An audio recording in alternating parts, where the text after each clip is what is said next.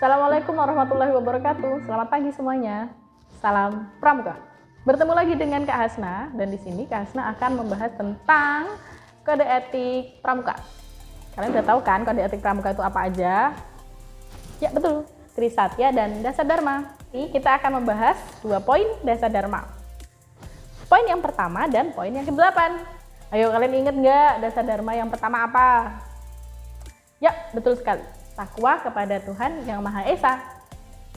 Nah, maksud dari takwa kepada Tuhan Yang Maha Esa itu kuncinya ada di takwa. Takwa itu berarti menjalankan perintahnya dan menjauhi larangan Tuhan. Nah, Tuhan kita sebagai umat muslim itu adalah Allah Subhanahu wa taala. Jadi kita wajib untuk mengikuti dan melaksanakan semua perintah Allah Subhanahu wa taala dan menjauhi larangan-larangannya. Adapun perintah-perintah yang Allah berikan kepada kita itu udah dicontohkan di rukun Islam. Yang pertama, mengucapkan kalimat syahadat. Dan itu nggak cuma diucapin aja, tapi diimani dengan baik. Nah, kita harus mengimani bahwa Allah satu-satunya zat yang kita sembah, satu-satunya, nggak ada yang lain, dan Muhammad adalah utusan Allah. Yang selanjutnya adalah salat. Jadi setelah kita mengimani bahwa Allah adalah satu-satunya zat yang hanya boleh kita sembah, kita harus menjalankan perintahnya, yaitu sholat. Sholat, terutama sholat wajib, jelas ya. Nggak boleh bolong-bolong sama sekali. Kalau mau ditambah, sholat sunnah juga boleh. Selanjutnya, rukun iman yang ketiga adalah puasa. Setelah kita menjalankan sholat dengan baik, kita diwajibkan untuk berpuasa di bulan Ramadan. Kan adik-adik ini sudah banyak yang balik ya. Jadi sudah wajib untuk puasa Ramadan karena syaratnya adalah balik dan berakal. Kalian berakal kan? Nggak mungkin nggak berakal. Nah, selanjutnya adalah zakat. Setelah kalian melaksanakan puasa di bulan Ramadan, kalian juga wajib untuk berzakat. Bisa zakat fitrah maupun zakat mal. Nah, rukun Islam yang terakhir adalah haji, dan itu bagi yang mampu ya. Itulah rukun Islam yang harus kita jalankan sebagai seorang muslim. Nah, sebenarnya takwa kepada Tuhan Yang Maha Esa itu memiliki arti yang sangat luas.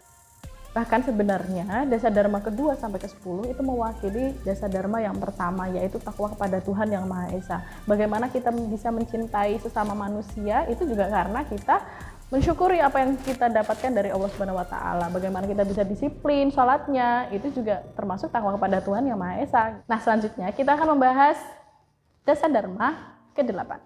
Ada yang tahu nggak dasar dharma yang ke-8 itu bunyinya apa? Ya, betul. Disiplin, berani, dan setia. Nah, disiplin itu bisa diartikan taat terhadap aturan. Misal disiplin sholat, terus mentaati aturan yang ada di rumah. Kalau misal bangun tidur harus dibersihkan tempat tidurnya, berarti harus dilakukan secara disiplin dan konsisten. Selanjutnya adalah berani. Berani bisa kita artikan berani berpendapat, berani melakukan kebaikan, dan banyak sekali berani-berani yang lain. Nah, kalau contohnya berani berpendapat, kalian sudah berani belum berpendapat di kelas? Atau berani bertanya di kelas? Atau mungkin berani melakukan kebaikan seperti menolong orang lain. Banyak orang di luar sana takut membantu orang lain, bahkan karena merasa malu dan takut diejek sama teman-teman yang lain. Dibilang sok baik lah atau apa. Nah, kalian berani atau takut nih? Poin yang terakhir adalah setia. Kita bisa artikan sebagai setia kawan kalau di sekolah. Nah, kalian udah setia kawan belum? Kalian tahu nggak arti setia kawan itu apa? Kalian bisa menerima teman apa adanya, menerima kebaikannya, dan menerima kekurangannya dia. Nah, kalau di sekolah, siapa teman setia kalian? Nah, tadi adalah penjelasan singkat dari kakak mengenai dasar dharma yang pertama dan yang ke-8.